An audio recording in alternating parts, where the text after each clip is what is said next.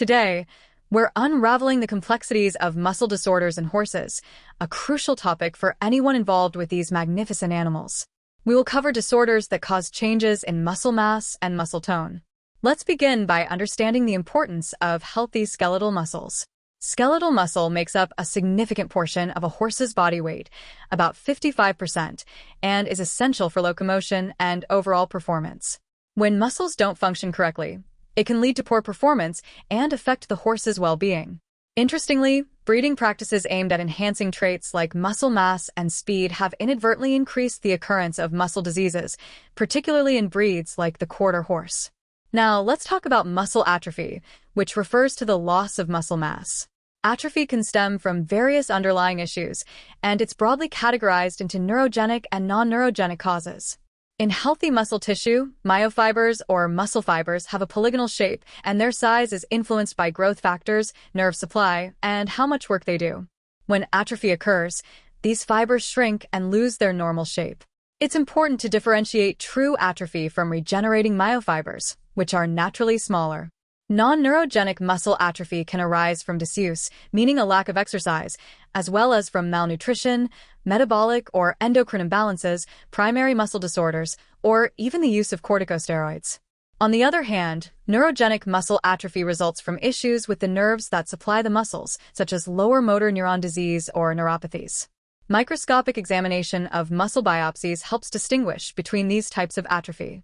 In cases of myopathies, which are primary muscle disorders, the distribution of large and small myofibers appears random.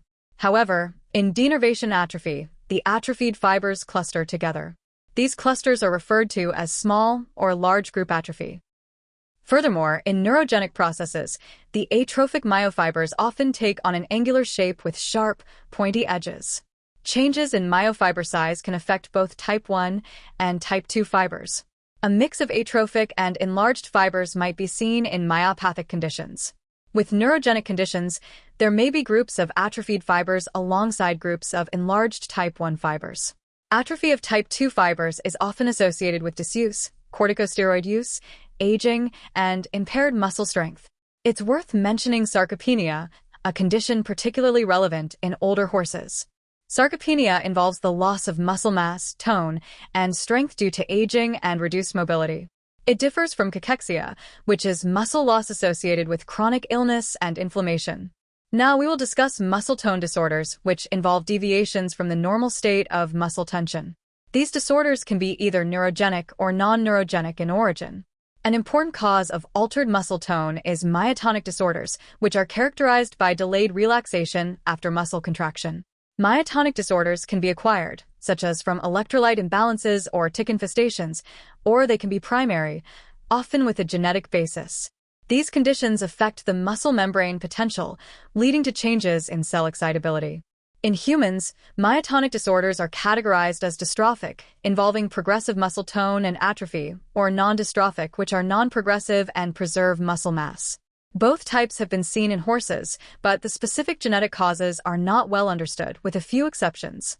Let's delve into specific myotonic disorders seen in horses. First, there's myotonia congenita, typically detected in foals. Foals with this condition often have prominent musculature, but display mild to moderate stiffness, particularly in their hind limbs, resulting in a stiff, stilted gait, sometimes referred to as a bunny hop gait. This is most noticeable when they start to move. You might also observe dimpling of the thigh muscles with exercise or percussion, where the muscles remain contracted for an extended period before slowly relaxing. This form of myotonia usually does not worsen after the foal reaches about 1 year of age. While the exact cause is suspected to be genetic, a specific mutation in the chloride channel gene has been identified in a New Forest pony colt with similar signs. Genetic testing for this specific variant is available. Next up is myotonic dystrophy, a severe and progressive condition that shares similarities with myotonic dystrophy in humans.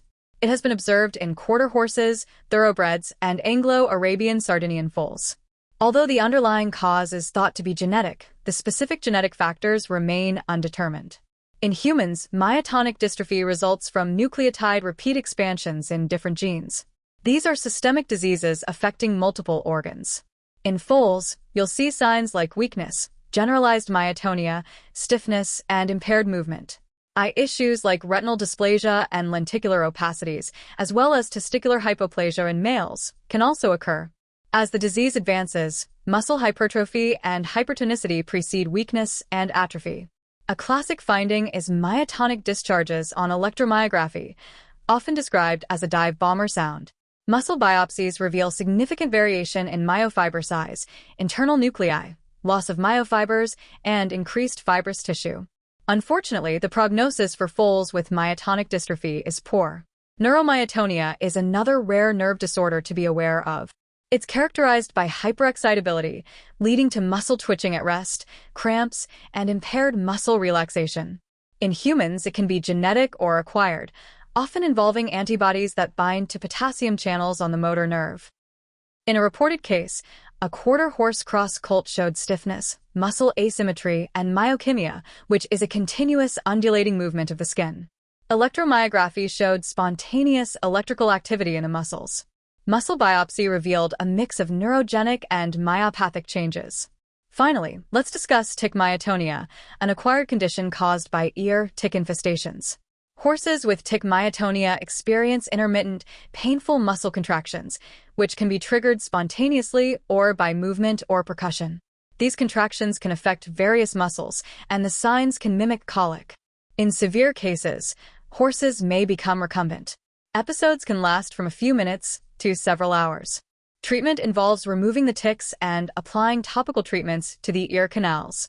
Now, let's move on to channelopathies. These are a diverse group of disorders involving ion channels, which are crucial for cell excitability. Ion channels are transmembrane proteins that allow ions to pass through cell membranes. Depending on how they are activated, they can be non-gated or gated. Gated channels are further divided into voltage-gated, ligand-gated, proton-gated, mechanically gated, and second-messenger gated channels. Channelopathies can affect various organs and systems, but we'll focus on skeletal muscle. These disorders can be genetic or acquired. Channelopathies that cause delayed muscle relaxation result in myotonia, while those causing transient membrane inactivation result in periodic weakness or paralysis. One notable channelopathy is hyperkalemic periodic paralysis, or HYPP. It's an inherited disease caused by a mutation in the skeletal muscle sodium channel gene. This mutation leads to a failure of sodium channels to inactivate properly, causing persistent depolarization and abnormal potassium levels. Clinical signs can vary widely, from muscle fasciculations to weakness, collapse, and even laryngeal paralysis. Episodes can be triggered by various factors, including diet, stress, and anesthesia. Diagnosis is confirmed through genetic testing. Management involves dietary modifications to reduce potassium intake, and during episodes, treatments like dextrose and calcium gluconate can help. Breeding practices should include testing to prevent affected offspring. Malignant hyperthermia, or MH, is another critical condition linked to genetics. It is a life-threatening disorder triggered by certain anesthetics, muscle relaxants, or stress. A mutation in the ryanodine receptor 1 gene has been identified in horses with MH. This receptor is responsible for calcium release in skeletal muscle, and its dysfunction leads to a hypermetabolic state and hyperthermia. Both anesthetic-triggered and non-anesthetic-triggered forms exist. Signs include muscle rigidity, stiffness, sweating, and a dangerously high body temperature. Anesthetic-triggered episodes often involve additional abnormalities like acidemia and hypoxemia.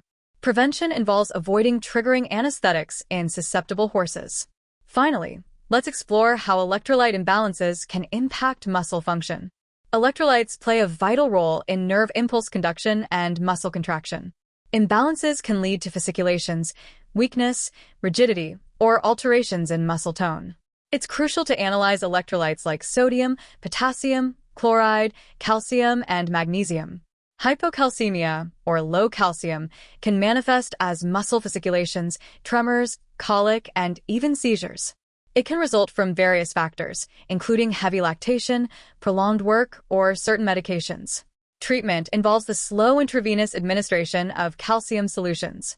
In summary, understanding muscle disorders in horses requires a comprehensive approach, considering both neurogenic and non-neurogenic causes, as well as genetic and acquired factors. Accurate diagnosis relies on careful clinical examination and appropriate diagnostic tools. That wraps up our episode on equine muscle disorders. Thank you for joining us as we explored this complex but vital area of equine health. From Vet Neurojar, keep those minds inspired, hearts light, and tails wagging.